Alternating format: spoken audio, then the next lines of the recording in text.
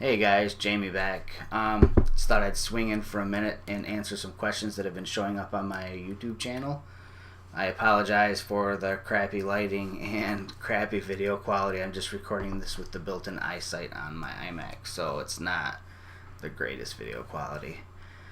So I'll jump right into some of the questions that I've got. Glenna11 and Sergey Seva have been asking some questions about time-lapse with the OMD EM1, and most importantly, I guess they were wondering about long time lapses, like the 999 frame max time lapse that you can do on OMD EM1.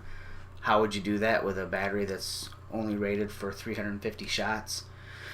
You can get close if you have a fresh battery and you have the HLD7 grip on, because the combination of the grip on the camera, with two fresh batteries gets you roughly 680, 700 shots. Not exactly 999. If you wanted to pull off the 999, there is an AC adapter that you can use. The HLD6 for the OMD EM5 and the grip for the EM1, the HLD7, both have a AC power port on them. So you can purchase the AC-3 adapter, and what that does is it just plugs into your battery grip and then plugs into any AC power source, and you have unlimited power at that point. So 999 frame time lapse, external power source is what you're going to want to use for that. The next question would be from Bednam. Bednam is asking, how quickly does the EVF switch on using the proximity sensor? I'll try to show you that here right now. EM1. And I have it set up right now already so that we are using the display on the back in live view. So what I will do is I'll put my finger over the proximity sensor and you will be able to see the EVF come on. Alright, the first time it was a little slow. I think that's just kind of like initial wake up or something, but after that it seems to come on a lot faster.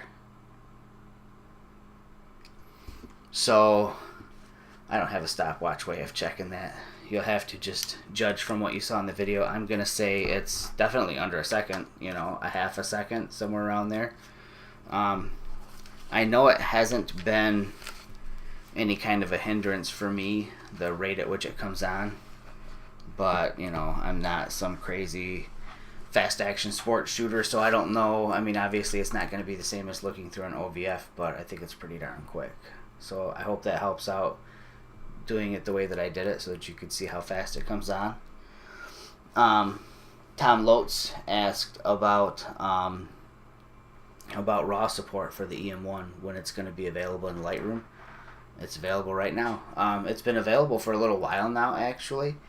I know when you look on Adobe's website for cameras that are supported in Lightroom 5.2, EM1 says preliminary, so I'm guessing that at some point we'll be like at 5.3 in Lightroom and there will be not preliminary support. I think they're awaiting feedback maybe from people so that they can adjust how the RAW file is handled. So far it seems to be just fine in 5.2.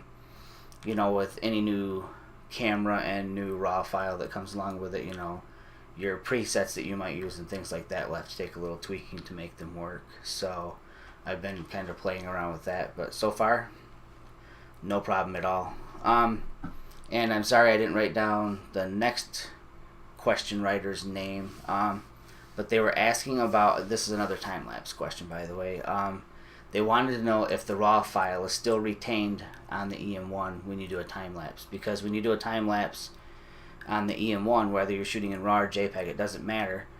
The camera is going to take those files and generate a time-lapse in camera for you, which I think is phenomenal that it does that.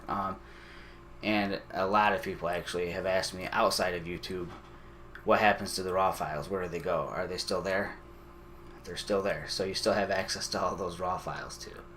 So I hope that helps. And as a final update, my friend Mark in New York told me today or this morning, I think, that that the iOS app has been updated to support the EM1. My phone's in my pocket. I was going to look and see actually before I did this video, and I forgot to.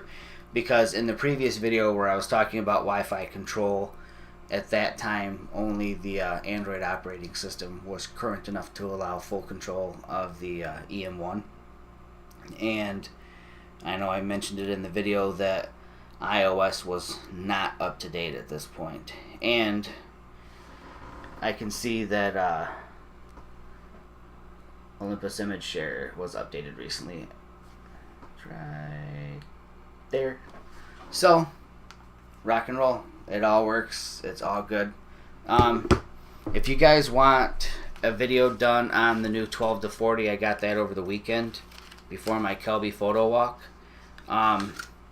If you have any questions about this lens, shoot them my way. I've been shooting with it. I shot during my Kelby photo walk with it, and I did a little walking around today and shooting with it, and so far I'm pretty blown away by it. I'm primarily a prime shooter. The Imzuiko primes are just ridiculously, insanely awesome lenses, and I went from being somebody who liked the ability to put on one lens and cover a lot of focal lengths, you know, like with my regular 4/3 gear. The 12 to 60 was kind of like my go-to lens. And when I went to micro 4/3, the Imzuikos, the primes just blew me away. And to be honest with you, I've shot pretty much with nothing but primes for almost a year now. I have the 75 to 300 if I'm going to do any kind of birding or wildlife. But the 12 to 50, the 14 to 42, they're all great lenses. They really are. But they, to me, weren't up to the caliber of the primes. Just nothing quite matched the primes. You know, the Holy Trinity there with the 12, the 45, and the 75. But this 12 to 40 is just mind-bendingly awesome. It's a beautiful lens. Color rendition is incredible. A luscious, creamy bokeh. 2.8 might not be quite as fast as like the 1.8 primes, but it's plenty fast enough for I